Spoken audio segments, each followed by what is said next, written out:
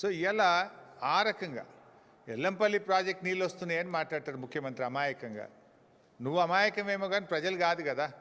అసలు Yellampalli project capacity 20 టీఎంసీలు, దాని డెడ్ స్టోరేజే 3 టీఎంసీలు, ఉండేటి 17. ఆ 17కు దాని సొంత ఆయకట్టు 1,65,000 ఎకరాలు ఉంది, అంటే 12 టీఎంసీలు కావాలి దానికి. దాని కింద ఎన్టీపీసీకి మనం నీళ్ళు ఇస్తాం.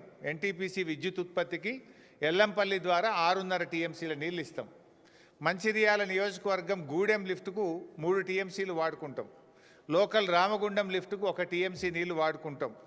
అట్లే ఆ ఎరువుల కర్మాగారానికి కూడా ఒక 2 టీఎంసీలు ఇస్తాం. అసలు నీళ్ళు ఎక్కడనే ఎల్లంపల్లి సామర్థ్యమే 20, అక్కడ దాని వినియోగమే 20కి పైగా ఎక్కువ ఉన్నది. నేను ఎల్లంపల్లి నీళ్ళు తెస్తున్నా హైదరాబాద్కు, 20 టీఎంసీలు తెస్తారట హైదరాబాద్కి. ఎక్కడికి వస్తాయి 20?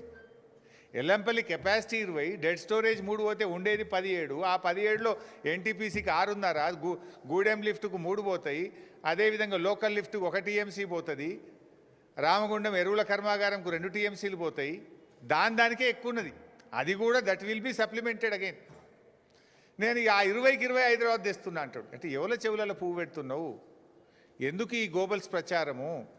ఆ కుర్చీకున్న గౌరవాన్ని ఎందుకు తగ్గిస్తూ ఉన్నావు?